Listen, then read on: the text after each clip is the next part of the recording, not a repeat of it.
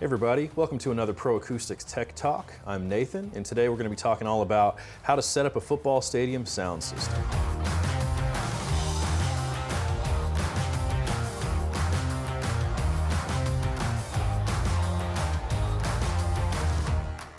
All right, so this video is all about football stadium sound systems. I'm going to say football stadium a lot, but we can also sometimes use these same types of systems for track or for soccer, lacrosse, sports like that play on similarly large fields. The first thing we need to talk about though is what equipment are you going to need for a football stadium sound system? First, we need a mixer or maybe a mixer amplifier. Then we need an amplifier to power our speakers, probably a microphone for play-by-play announcements, probably a wireless mic for presentations down on the field, maybe a wireless headset for the ref, maybe a media player so we can stream our favorite songs, locking storage rack to keep everything safe, and then some speaker wire. But the main thing we're going to need is speakers, and that's what we're going to talk about here today. We've talked a lot about stadium speakers in some other videos. I've got the Pure Resonance Audio S10 here, which is a 10-inch woofer stadium speaker. There are some other stadium speakers from companies like Atlas Sound, Community Loudspeakers, JBL, and others who make some of our favorite flavors of those. That we talk about in some other videos, and that the main focus is on projecting sound good long distances. So stadium type specialized speakers are normally going to be what we're going to want to use rather than just a conventional surface mount speaker. Reason being, these types of speakers are going to be able to throw sound hundreds of feet to where we can still hear what's happening from very long distances away, even with wind blowing, people cheering, that kind of thing, rather than just a traditional side-by-side woofer tweeter type speaker, which is only going to be able to throw certain distances. So we definitely want to focus on this type of stadium speaker, but then we got to figure out where are we going to put these. Location is very, very important. So I've drawn some makeshift ball fields for us here so we can go over where some of the speaker placement options make the most sense. So I'm going to start off over here at a small ball field.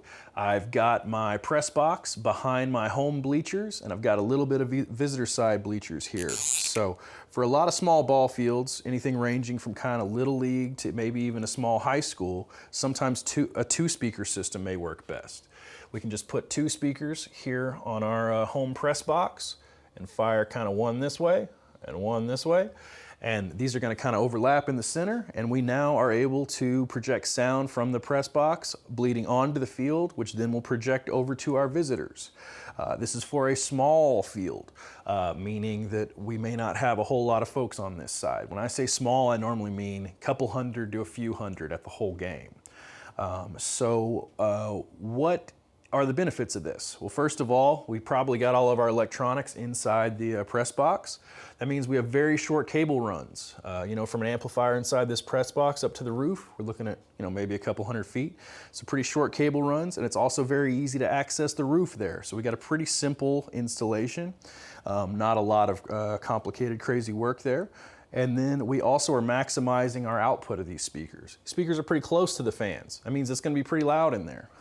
If you normally right now have either nothing or not a very loud system, putting a couple of these bad boys on the roof of this press box are going to be pretty loud and be able to project sound a good long distance. So that also allows us to use some of these more smaller or medium throw type speakers, with an 8-inch, a 10-inch, or up to a 12-inch woofer that are designed to throw distances like 50, 100 feet.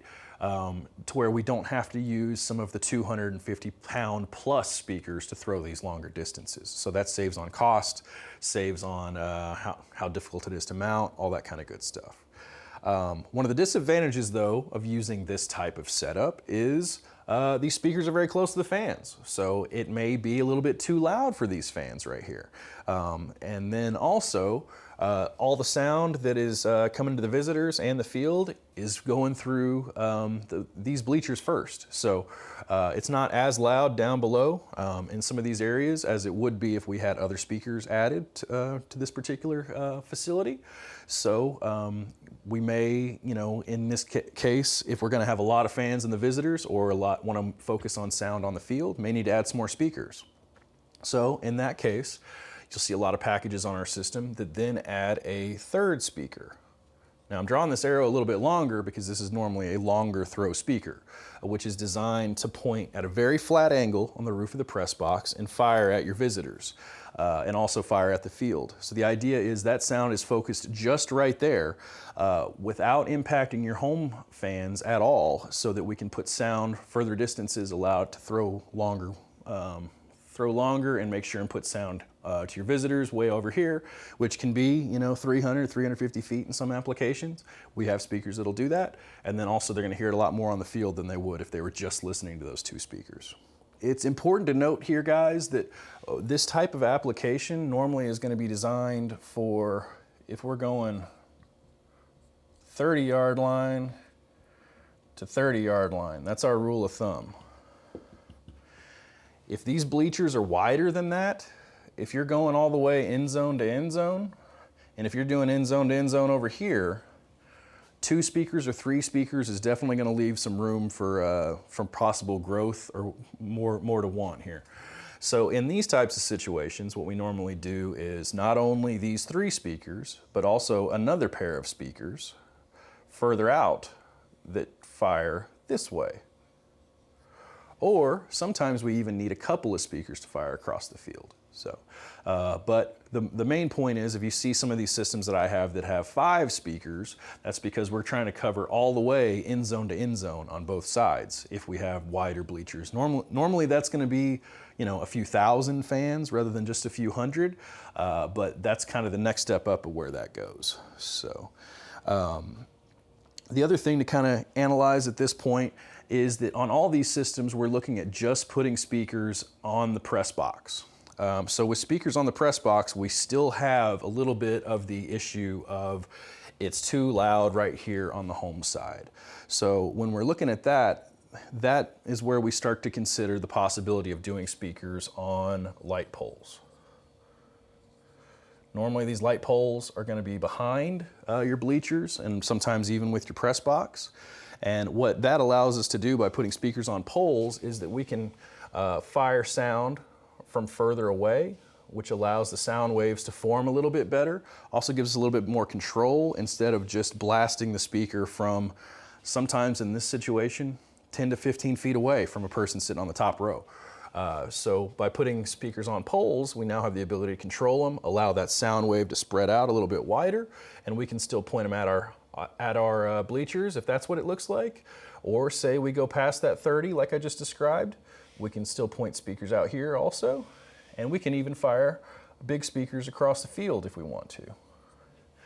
So those are all options with using speakers on light poles. You're gonna notice that in all these applications, I've put all the speakers on the home side. The reason for that is, even if you do have light poles over here, you may have a tendency to say, well, I want to put some speakers over here and have that cover my visitor's side. Right now, there's no such thing as wireless stadium speakers on this type of scale. So in order to put a speaker over here covering your bleachers, you've got to run a wire from that press box to these speakers where your amplifier is. So that means you either have to run that wire across, dig up your football field, your nice new track field, dig it up, run underneath it and pull a wire over here, or you got a wire like that.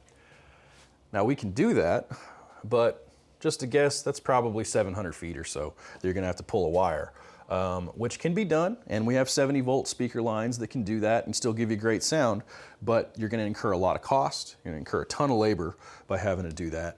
And the other thing is that with this type of speaker option, these guys are still gonna hear those speakers, even if they are far away. And by putting speakers basically firing back towards each other, we're actually gonna get an issue where we have sound waves kind of crashing in here, which can lead to things like phasing and different sound waves kind of creating hot spots, and then also even issues of poor intelligibility because we're actually hearing speakers arriving at different times. Without getting too fancy, there's something called a horizontal plane, which means we want all of our speakers, whenever possible, firing from one flat line to where the sound is all leaving at the same time. So everything is arriving at the same time as much as possible. We want to keep that in mind when either doing press box or light poles. Also, light poles, pros and cons. Like I mentioned, longer cables, expensive hardware. To put some speakers on light poles, many times it can cost several $100s just for the brackets to suck around the light pole. So that's always something to keep in mind. And once again, you need a bucket truck and things like that to make that work.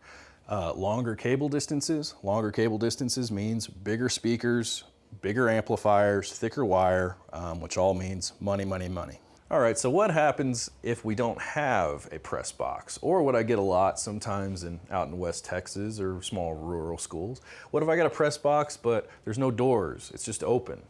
We can't let electronics live out there. In that case, these speakers still are all weather. So we can still mount speakers on a press box, or we can still mount speakers on light poles if we need. This comes up an awful lot with soccer.